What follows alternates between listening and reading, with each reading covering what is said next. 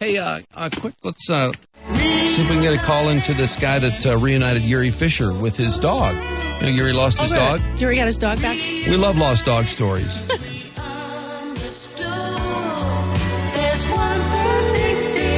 Allegedly. Perry, it's Drew and Mike, WRAF Radio. Hey, what's going on? Who's this, Drew? Yeah. And Mike. Hey, man, what's up? Hey, Mike, how you doing, Good, man. Are you the stud that found Jiri Fischer's dog? Me and my son found Jiri Fischer's dog. Yes, sir. Is that right? Tell us all. Did you know it was Jiri's dog when you found him? Well, you know what? I didn't know that it was his dog, but I remember the story that I heard on your station in the morning, as a matter of fact. You good Samaritan, you? Yeah, look at that. And then there was a customer there at the property, and I said to him, did you hear the story? And he goes, yeah, it's a boxer. Then I go, this is a boxer. And sure enough, man.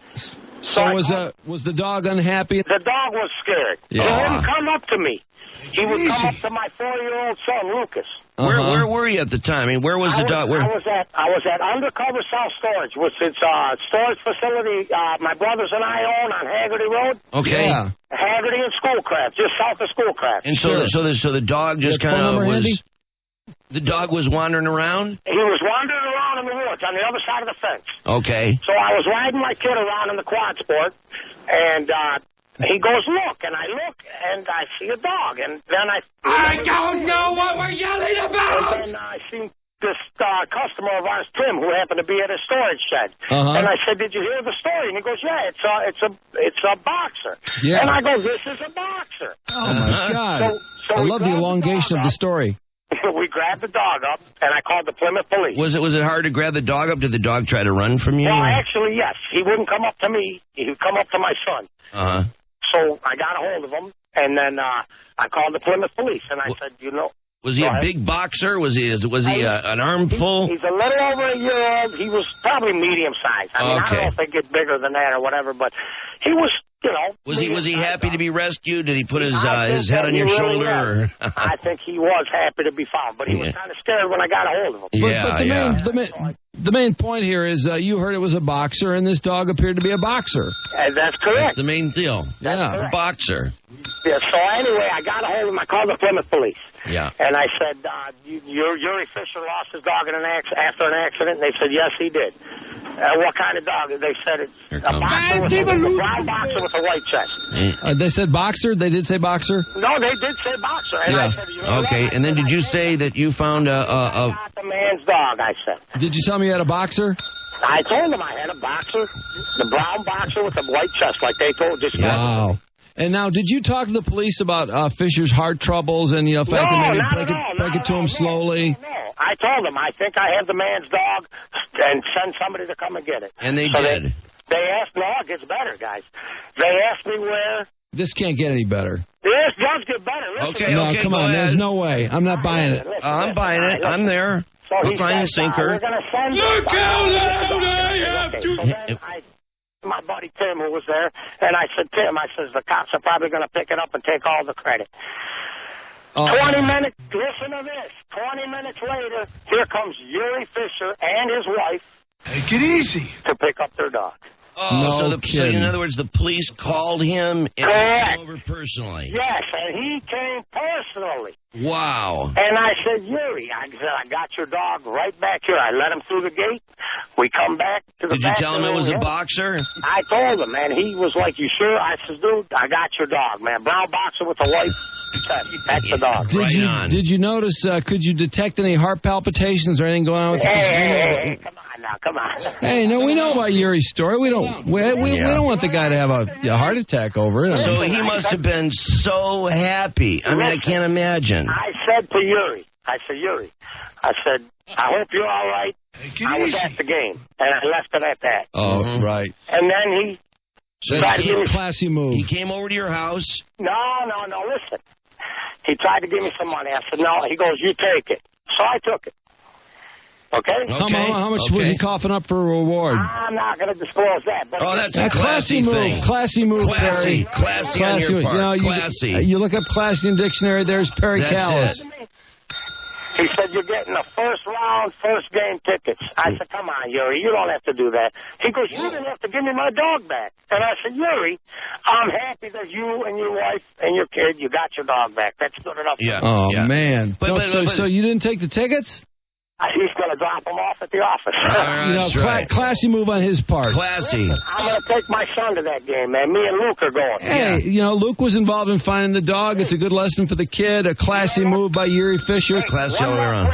One more quick one. Yeah, just before you go to it. You keep knocking me out. I think I'm out for the count. You knock me out again. May I just ask one thing before you change gears? What was his reaction when he saw his dog? Was he almost in tears? I mean, people love their animals. He was just very, very thankful. He is such a nice person, Did the dog recognize him right away? It was like, there's my owner. The dog, he did seem like he was, he was happy that Yuri was there to pick him up. Yes. Okay. That was the time with the boxer. Okay, there's another part. What was the boxer? What was the boxer's name, by the way? You know what? He was calling his name, and I couldn't even pronounce it. It was some kind of Czechoslovakian name. Okay. Oh, no kidding. It was a cool name, though, but I don't remember the name. Yeah, of course it was a cool name. You say it again. All right, what's the next part of the story? All right, the next part is they spent about a half hour there with us, man, just talking to us and thanking us. And so my 4-year-old kid's talking his wife. Class meets class. So he comes walking across the street there, and the dog knocks him over. And my son gets up and he says to Yuri's wife, he goes, does your dog always go around knocking little kids over? Classy joke. We're all just sitting around laughing, having a good time, man. Yeah, sure. What a story. That's great. Awesome, man. I'm telling you. Having a normal day for Perry Callas, and what do you know? You find Jiri Fischer's dog. You get to meet the guy. Lucas, man. We found that dog. It was your day, man. It was meant to be. Did you say you spent a half hour with Jiri? At least a half hour. At least. Jiri and his wife and their child was there. That was destiny, man. Destiny. I can't believe it to this moment. I'm sure. What's his child's name? Lucas. Get it? Believe it or not. No, Lucas is your son's name. What's Yuri's son's name? He goes, my son's name, Luke. So that's how I remember it. No, classy name, two classy people. Wow, that's amazing. Perry, how much credit are you sharing with Lucas on this one? I'm taking him to the game. You're taking him to the game, so you're... I did not split the reward money with him, but I'm taking him. Could take the wife, could take a buddy. That makes sense. But, this will be the kid's first playoff game, right? That'll be his first playoff game, no doubt about it, man. Yeah, wow. Well, that's cool. And he let us get a picture with him and the dog and Lucas. And you know what else? Did you ask him if it was okay before you took the picture? No, actually, the customer, Tim, came out with his camera, and he just was took the picture. Oh, and then he brought out a bunch of cards, too, with his, his pictures. Yeah. And signed them for me. Classy. Classy guy. Boy. You know what else, man? Very, very gracious. I'll bet you at the game they're going to put you up on a big screen. I bet they will. Guys, listen, man, I got to talk to Drew and Mike, man. What more can I ask? Absolutely. That's right. Perry Callas is having a hell of a week. Yeah. And Perry Callas are having a hell of a day and a hell of a week. And we're going to have one hell of a playoff game, man. That's right. What a blast, man. That is awesome. Wait, hold on. Beautiful story, man. Beautiful. We got the perfect drop for you, Perry. Now, that's being sexy. That's classy and sexy. I like that. Especially classy. All right, you guys. Well, what a great story, man. Thanks for sharing that. Yeah, thanks for calling, man. That's awesome. And, to reunite a man with his dog, what could be classier than that? What could be cooler? What could make a guy feel better to me? Hey, and did you guys hear about the accident? The accident? They rolled over. Huh? That's what they told me when they had the accident. Jiri, that's how they lost the dog. They rolled over in their vehicle. Wow. Every time this story seems to be over, you knock me out with a new portion. Another part of it. There's another part. Perry, come on. There's got to be more to this story. I think you're holding out. No, that's about it. That's everything. Don't forget to mention Undercover South Storage for me, please. Undercover South Storage? In Plymouth, Michigan. All right. You got their phone number handy? Yeah, 734. Yep. 354. 9855. Now, is that your business? Okay. That's mine and my brother's business. Yeah. Yes. No Okay. kidding. So we know it's a class. We know it's a class operation because you're willing. got it, man. You're willing to take time out Right to on. unite a man with his dog. That's right. Yes, All sir. right, you got it. And that's the same thing goes for Lucas Callas too. He's willing to take time out from an important day of play to unite a man with his dog. Hey, man, you know what? He kept telling him, I seen him first. Yeah, Was Lucas reluctant to take the cash as you were? Well, I held on to his portion for him. Yeah, well, that you. I'm going to take him to the game, though. Yeah. Yeah, that's No, you're right. doing the right thing. It's a classy. It's the only way to All go. right, man. It's the classy move. Nice to talk to you. Hey, man, this really makes my day. Thanks a lot, fellas. All right. Perry All right, Callas, bud. thank you for your time. After 10 o'clock. Take it man. easy. All right. Bye. See ya. All right. Have a good one. Bye-bye. I love that guy. I know he's great. What a ball. You know, when there's a dilemma great and guy. it's put on the line to Perry Callas, he simply searches for the classiest move Yeah. available, and he makes it. Yeah, he time does. after time. Time after time. The guy's offered me tickets to the first round of the hockey game. You know he's probably not going to pay for him. You got to accept the man's gratitude. You reunited him with his dog. You want him to walk away feeling guilty? Hell no. No. So it's a classy move. You take the tickets. Accept them graciously, and you take your kid. The classy move again. Yep. You could have taken a buddy. No, it's all class, man. Automatic. Could have taken a buddy, gotten hammered, something like that. No, nothing like that. No. Ended up at a bar or gambling, but no, he's taking Lucas Callas, That's right. who spotted the dog. I love his voice, that guy's voice. I know. And his laugh, too. I know, the boxer. And again, it's, what's it, something South Storage? Oh, God. Someone help something. me. Shoot, I can't remember already. Help me. It's something South Storage, damn it. Yeah, undercover? It's in Plymouth. Yeah. He doesn't want the ad, right? He's a classy guy. You know, he got the one mention. It's too many plugs. Yeah. You know, Yeah, if you it's asked all right. Perry how many plugs he wanted, he'd probably say, look, I don't want any more than 2 plugs. Yeah, Beyond he's that, like, it starts to sound cheesy. So let's do the classy thing and not give him the third plug. Okay, there you go. He'd want it that way. over the two In the over name the of top. class. Yeah, I think over 2 plugs you start to lose class. Yeah, It starts to seem cheesy. It's too much. Yeah. Putting it on the website's debatable. I'm tempted to call Perry Callas and find out the answer because I don't know what would be the classy thing to do here. He would. Yeah, well, Clearly, we he's can call all him up, class. find out if it belongs on the website or not. He is the arbiter of class. Yeah, he's all class. A man reunited with his dog. They Nothing could have taken better. that boxer. They could have owned that boxer. Put it on eBay. Taking them to a pet store. They could have done it. Taking the Humane Society. Who knows what? And we all know whoever feeds the dog owns the dog within That's 24 right. hours. Yep. But he did the That's right. classy move. He reunited Jiri Fischer with his dog. Right. Many people would have said that, not Perry Callas. I love the guy. Thank God. Thank God for that end of our listening audience, or we'd die. That's right. We'd die a slow death. That's right. Oh, man, Guys he like was that. funny. He was just killing me. Yeah. Yeah.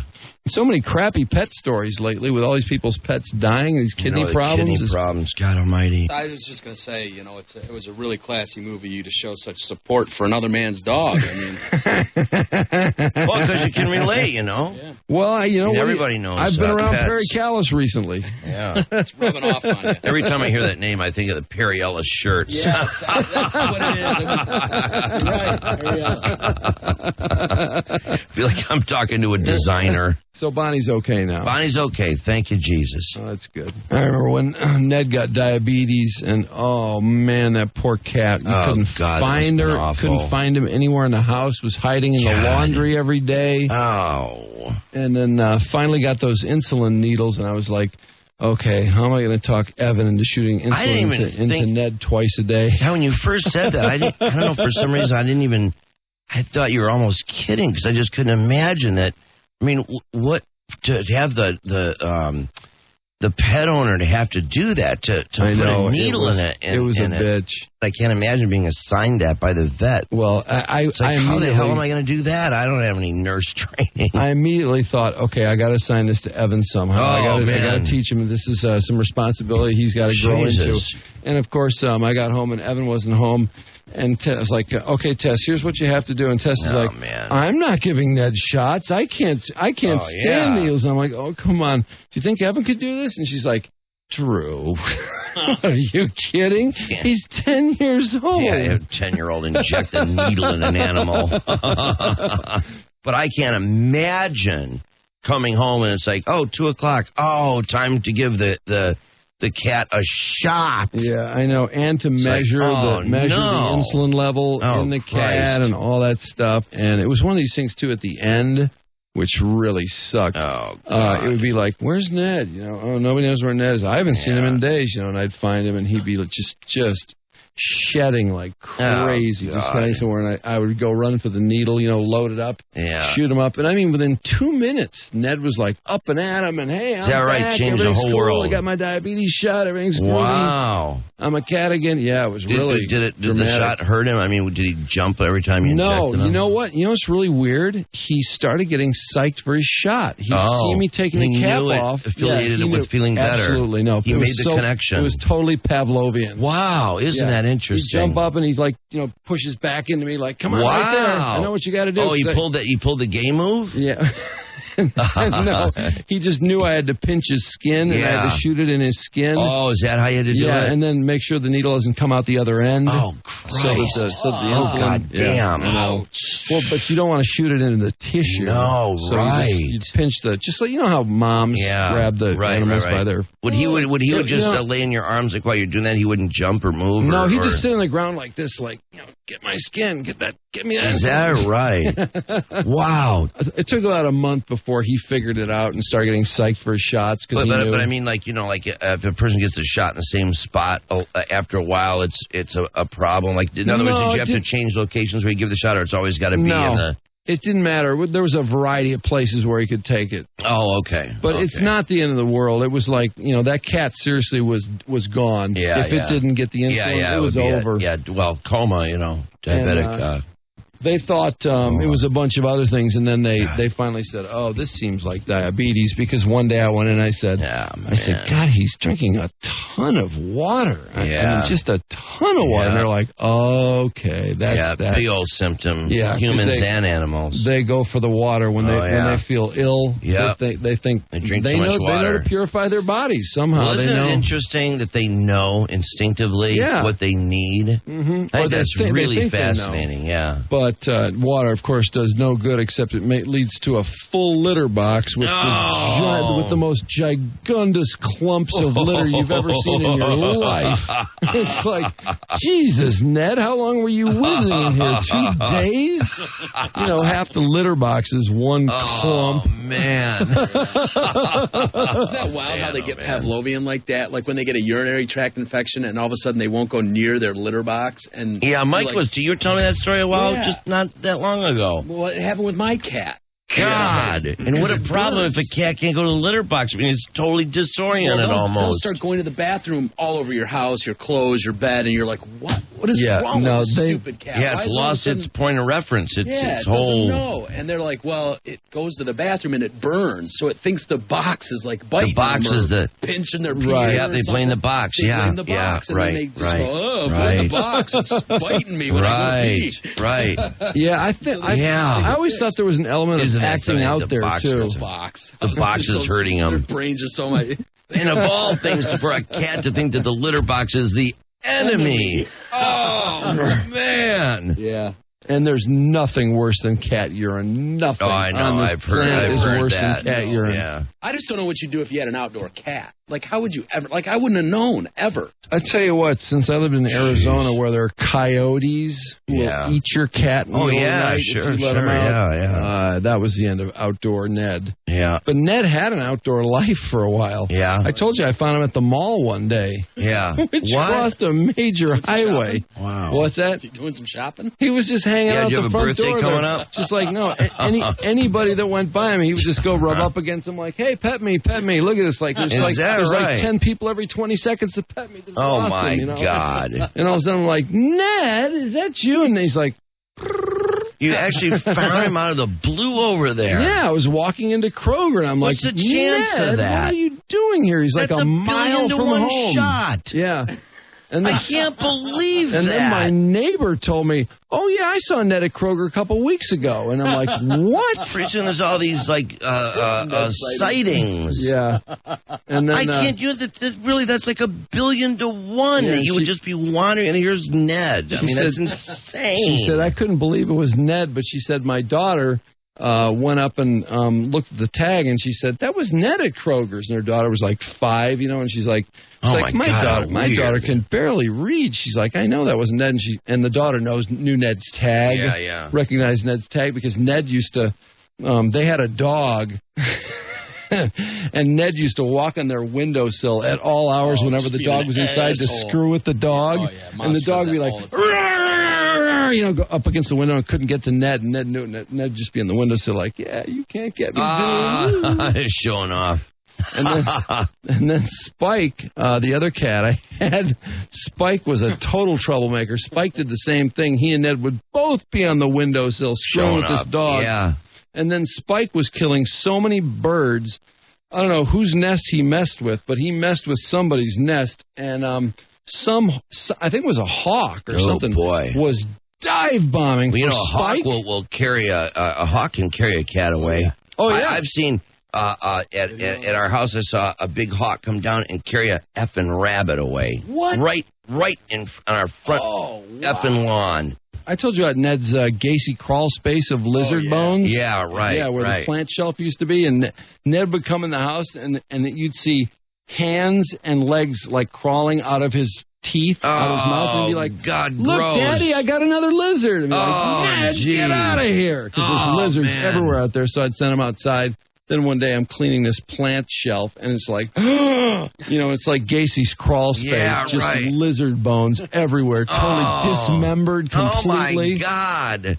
Wow. I know. And then, anyway, when I got Spike, which really improved Ned's life a lot, because Ned and Spike used to go at it, and then they were friends. Yeah, right. Company. Anyway, Spike screwed with some bird's nest, and I think it was a hawk. I don't know, do hawks have nests? I assume they do. Oh, yeah, absolutely. Anyway, this hawk was dive bombing for Spike, on a kamikaze mission. Oh, yeah. And Spike ran under this U-Haul truck, and the hawk, boom, hit the grill of the truck. Really? Yes. No way. End of hawk. Wow, the cat must have been laughing. Spike was so fired up, I witnessed the whole thing. Oh, my God, that's amazing. Yeah. What a screw up. I know. And he came out from underneath the truck, and he was like looking around like what happened? And he slowly crawled over the front, saw the hawk in the front, and was like, ooh, and yikes. ran away, bolted away. Oh, man. Well, look at this classy conversation that resulted from Perry Callas. Yeah, all the Perry that. Callas conversation. All that worthy, valuable radio. Yeah, really. Wow, that's the whole show radio, today. Anytime you get Perry Callas on, it brings the show up. That's right.